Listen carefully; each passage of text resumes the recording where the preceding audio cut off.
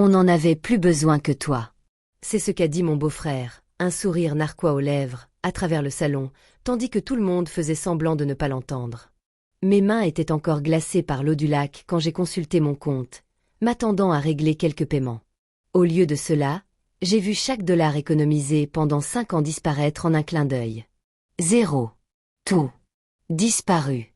J'ai levé les yeux vers lui. Son verre s'est levé et son rire, tranchant comme un couteau, a retenti.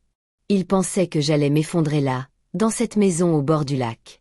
Mais la vérité était simple. Ce n'était pas le moment où j'ai craqué. C'était le moment où je me suis réveillée. Je m'appelle Florence, et pendant la plus grande partie de ma vie, j'ai cru que la famille était quelque chose de solide, quelque chose sur lequel on pouvait s'appuyer sans se demander si elle allait s'écrouler. J'ai grandi à Portland, dans une petite maison qui sentait toujours la sueur et le café du dimanche. Mes parents tenaient une minuscule quincaillerie à la périphérie de la ville, le genre d'endroit où les habitués s'arrêtaient juste pour bavarder. Ils m'ont élevée dans le respect du travail, de la parole donnée et de l'honnêteté. Allison, ma petite sœur, était différente. Elle traversait la vie comme si elle lui devait quelque chose. Pendant que je passais mes étés à remplir les rayons du magasin, elle les passait à courir les fêtes, les garçons et les nuits d'aventure. Maman soupirait. Papa souriait, et je la couvrais, me disant qu'elle avait juste besoin de temps pour mûrir. Mais le temps ne nous a pas donné ce que nous espérions. Peu après mes 25 ans, un chauffard ivre a grillé un feu rouge et a emporté mes 2 parents en un instant. Le monde ne s'est pas seulement brisé, il s'est vidé de son substance. Quelques jours plus tard, nous étions assis dans le bureau de l'avocat, hébétés, à peine conscients, écoutant son explication concernant la succession. Une maison modeste, le magasin et un petit compte d'épargne. Une fois tout réglé, Allison et moi avons reçu chacune une part. J'ai investi la mienne dans la boutique dont je rêvais depuis des années. Elle a investi la sienne dans Kyle. Il est arrivé dans sa vie comme une tempête, bruyant, charmant, un peu trop lisse sur les bords. Un homme qui parle vite, rit de bon cœur et se comporte comme s'il avait déjà gagné quelque chose qu'il n'avait jamais mérité. Quelques mois plus tard, ils étaient mariés. 1 an plus tard, Allison avait changé. Plus douce, plus discrète, elle vérifiait toujours l'expression de Kyle avant de parler. Je l'avais remarqué, mais elle avait fait comme si de rien n'était. « Il veut juste notre bonheur », murmurait-elle, sans jamais en avoir l'air convaincue. Les retrouvailles au chalet au bord du lac étaient une idée de l'oncle Robert, l'occasion de repartir à zéro en famille. Et je le croyais vraiment. J'ai chargé la voiture de provisions, de pulls pliés et de cette douce sensation d'espoir qu'on ressent seulement quand on souhaite que les choses s'améliorent. En arrivant au ponton, le soleil se reflétait sur l'eau comme un accueil. Emma m'a serré dans ses bras la première. Elle s'est penchée vers moi et a murmuré « Prépare-toi ». À l'intérieur, j'essayais de faire comme si de rien n'était. J'ai souri. J'ai engagé la conversation, mais le rire de Kyle résonnait dans toutes les pièces. Et chaque fois qu'Allison me regardait, on aurait dit qu'elle voulait dire quelque chose, mais qu'elle n'y arrivait pas. L'atmosphère était tendue, comme une tempête qui grondait au moindre prétexte. Et j'ignorais totalement que ce moment allait arriver pour moi. Le premier signe fut imperceptible, si imperceptible que j'ai failli croire l'avoir imaginé. Mon ordinateur portable était posé sur la commode de la chambre d'amis, exactement là où je l'avais laissé en descendant aider Emma à couper les légumes. Mais à mon retour, l'écran était incliné différemment. Le câble de chargement était branché sur un port que je n'utilisais jamais. Un détail infime, un décalage de quelques centimètres, mais cela m'a frappé comme une tape dans la nuque. Silencieuse, délibérée, et pourtant anormale. J'ai effleuré le clavier du bout des doigts, le plastique encore chaud. Quelqu'un l'avait touché. Quelqu'un l'avait ouvert. J'ai vérifié l'historique du navigateur. Propre. Pas vide. Propre. Effacé. Un frisson m'a parcouru l'échine. J'ai essayé de me calmer, de dire à mes nerfs d'arrêter de s'emballer, mais mon instinct n'en faisait qu'à sa tête. Il murmurait le même avertissement qu'il me soufflait depuis mon arrivée. Quelque chose cloche. Plus tard dans la soirée, pendant que tout le monde jouait aux cartes au salon, j'ai pris mon téléphone pour valider un paiement de routine pour la boutique. Au lieu de la confirmation habituelle, j'ai vu une bannière rouge, paiement refusé. J'ai froncé les sourcils, j'ai réessayé, et j'ai reçu le même message. C'était étrange, mais je n'ai pas paniqué tout de suite. Les problèmes techniques, ça arrive. Ce n'est qu'au matin que tout a basculé. Claire a appelé alors que j'étais encore à moitié endormie. Sa voix était tendue, sèche, trop contrôlée. Florence, le paiement au fournisseur a encore été rejeté. Et ton compte affiche un solde insuffisant. J'ai eu un coup au cœur. C'était impossible. Mais avant même d'ouvrir mon application bancaire, je savais ce que j'allais voir. Une partie de moi le savait depuis des heures. L'écran s'est chargé, les chiffres ont défilé. Et puis plus rien. Pas une erreur, pas un bug. Zéro. Tous les dollars que j'avais économisés pendant 5 ans, envolés. Je suis entrée dans la cuisine comme un fantôme. L'odeur du café, les conversations, le cliquetis des fourchettes, tout me semblait lointain, irréel. Quand j'ai dit « mon argent a disparu », un silence de mort s'est abattu sur la pièce. Oncle Robert s'est levé. Disparu. Comment ça, disparu? Je brandis mon téléphone. Tout avait été transféré pendant la nuit. Des murmures et des halètements s'élevèrent. Emma a couru à mes côtés. Seules 2 personnes restèrent immobiles. Allison, le regard perdu dans sa tasse, comme si elle pouvait s'y fondre, et Kyle, affalé dans son fauteuil, les bras croisés, le visage impassible. « Tu as appelé la banque ?» chuchota Emma. « Oui. » Ma voix sonnait creux. Ils ont confirmé que le mot de passe et les questions de sécurité avaient été saisis correctement depuis un appareil reconnu. Un frisson parcourut la cuisine. Je n'ai regardé personne d'autre que Kyle. « Tu étais près de mon ordinateur portable hier, » dis-je doucement. « Tu étais dans ma chambre. » Allison releva brusquement la tête. « Tu accuses mon mari. » Kyle laissa échapper un rire bref, suffisant et méprisant. « Peut-être que ton petit associé a fait une erreur. Ou peut-être que tu ne comprends rien à l'argent. » Son ton était tranchant. « Montre-nous tes relevés bancaires, » dis-je. « Si tu es si à l'aise financièrement. » Son sourire narquois s'estompa à peine. « Je ne te dois aucune preuve. »« Ah bon? » »« Parce que si tu n'étais pas impliqué, tu crierais plus fort que quiconque ici. » Les mains d'Allison tremblaient. Elle refusait de me regarder. Kyle finit par se pencher en avant, la voix glaciale. « On n'en avait plus besoin que toi. » La pièce explosa de cris et d'incrédulité, mais je n'entendis rien. Je sentis juste quelque chose en moi se durcir, se figer, s'aiguiser. Ce n'était pas un malentendu. C'était une trahison, préméditée, personnelle et précise. Et c'est à ce moment précis que j'ai cessé d'avoir peur. Je ne me souviens pas m'être assise. Un instant, j'étais debout dans la cuisine, les mots de Kyle résonnant dans ma tête, et l'instant d'après, mes jambes étaient trop faibles pour me soutenir. Mes paumes étaient froides, ma respiration superficielle, mais mon esprit était soudain plus clair qu'il ne l'avait été depuis des années. Le choc a cet effet-là. Le brouhaha se dissipe, ne laissant place qu'à la vérité. Allison murmura quelque chose, la voix tremblante, mais je ne l'entendis pas. Mon attention se fixa sur l'homme affalé dans son fauteuil, l'air triomphant. Personne d'autre ne savait qu'il jouait. Kyle tapotait son pouce contre son verre, détendu, sûr de lui. Cette confiance, si suffisante, si imméritée, me bouleversa profondément. Elle réveilla quelque chose en moi. Je me levai lentement. Mes jambes tremblaient, mais pas ma détermination. Mes doigts trouvèrent la bandoulière de mon sac, accrochée au fauteuil. Le cuir était frais, rassurant. Lorsque je le pris, le regard de Kyle se porta furtivement sur mon mouvement. Un bref instant, mais suffisant. Tremblante, je pris mon sac et dis. Je marquai une pause, le temps qu'il esquisse un nouveau sourire. Alors, la suite ne vous dérangera pas. La pièce se figea.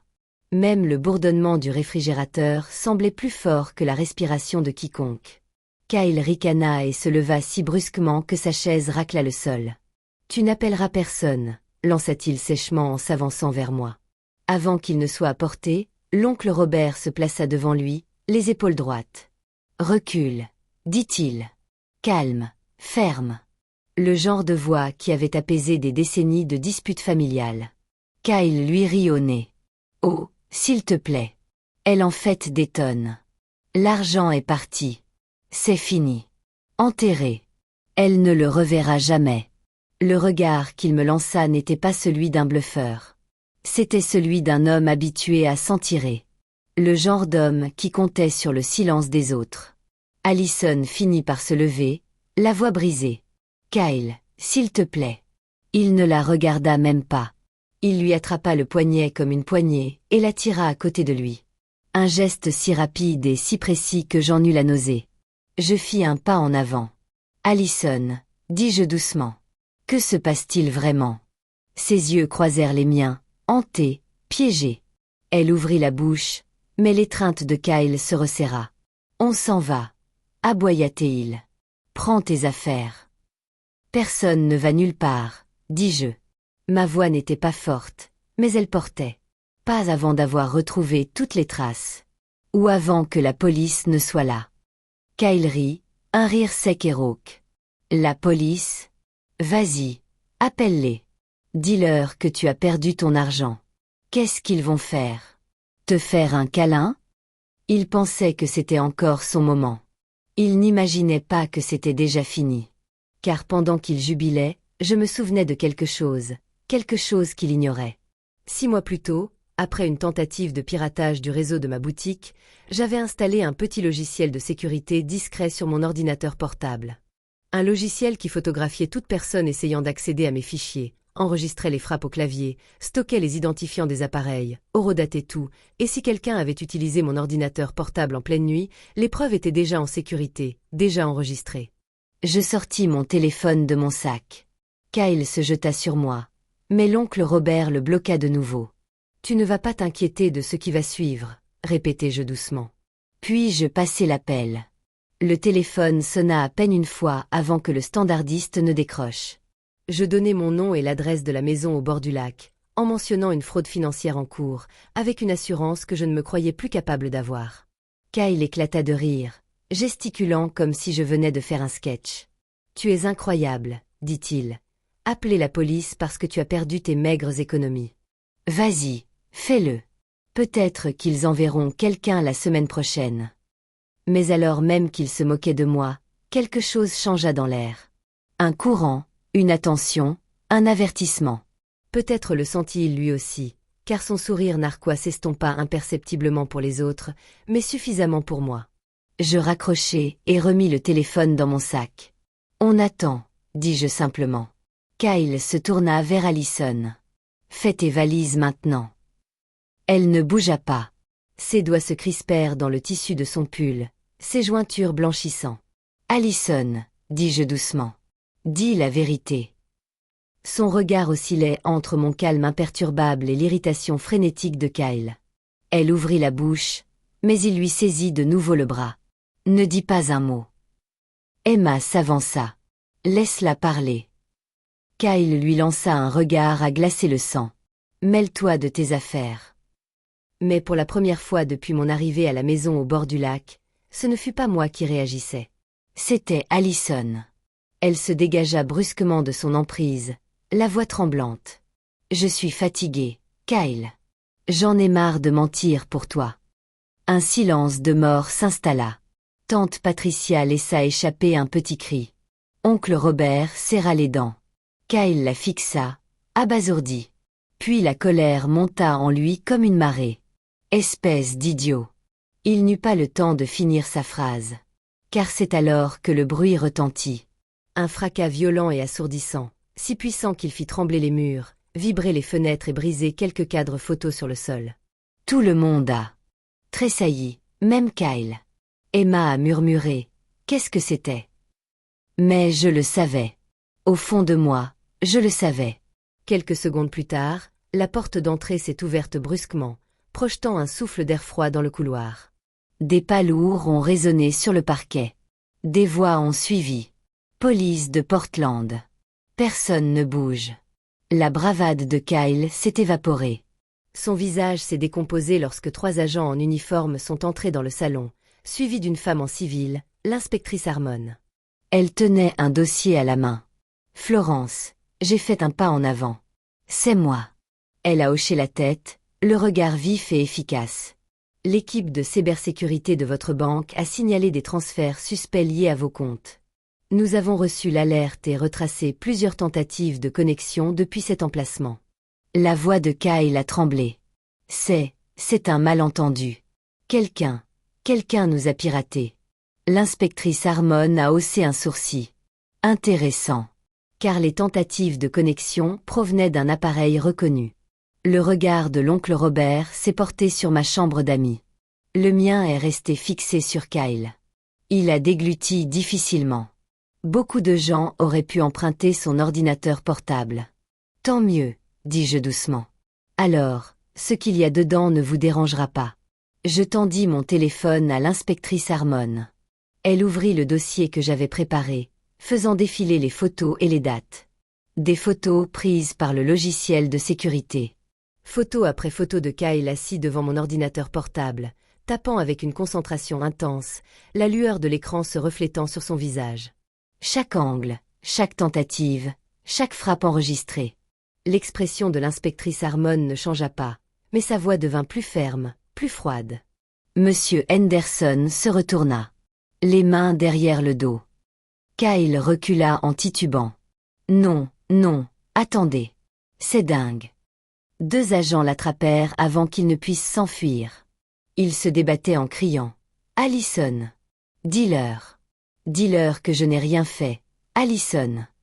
Mais Allison ne bougeait pas vers lui. Elle se tenait à côté de moi, en larmes, mais calme, plus forte que je ne l'avais vue depuis des années. Tu l'as fait, murmura-t-elle. Tu sais que tu l'as fait. Kyle la fixa comme si elle l'avait poignardé. Espèce de bon à rien, inspecteur Harmon, tu l'as interrompu. Ça suffit. Ils lui passèrent les menottes.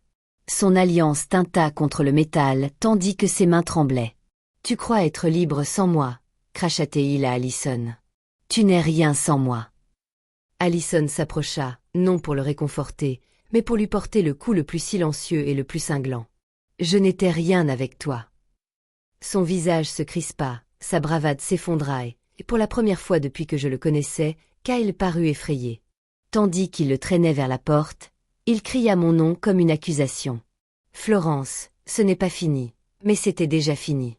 Quand les policiers l'emmenèrent dehors, la maison tomba dans un silence de mort. Un silence complet.